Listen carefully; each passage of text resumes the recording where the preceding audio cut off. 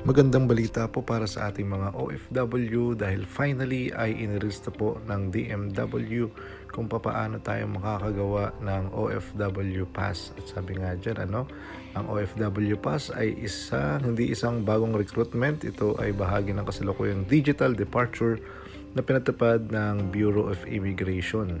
At sa ganitong paraan, mas mapapadali daw ang proseso at mas mapapanatili ang maayos na monitoring sa mga OFW na aalis ng bansa. At in-explain din po dito sa kanilang page kung paano po tayo makakapag-download at paano tayo makakapag-register dito sa bagong OFW Pass. Ayan, sabi nila, goodbye OEC, hello OFW Pass. So unang-una, syempre, kailangan muna nating mag-download ng eGov PH na mobile app sa ating mga cellphone. I-download ang eGov sa App Store or Google Play, mag-create ng account gamit ang valid mobile number para sa OTP verification, pagkatapos kumpletuhin ang ID verification at facial scan. Tapos naman pagka na-approve na, pupunta tayo dyan sa balik manggagawa. Pero sa unang page ng ating mobile app, makikita natin yung ganyan itsura.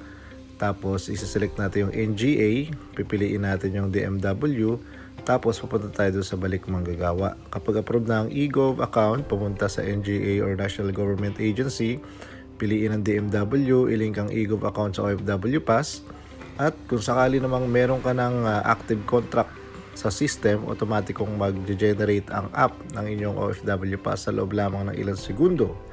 Kasama nito yung QR code at employment details. Kung expired naman, hihingi ng verification kapag may changes sa employer. At ito naman po yung ibig sabihin ng mga kulay ng QR code. Iba't iba po yan, Yung validity at status niya depende sa kulay. So unang-una, yung gray nakalagay dyan, hindi pa siya na-generate or yung OFW Pass ay voided. Yung green naman, active yan, Tapos yung blue, ibig sabihin nagamit na or used.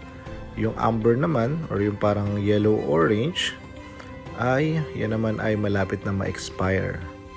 At yung kulay red naman, yan naman ay expired na. So ganun lang kasimple, napakadali, easy lang.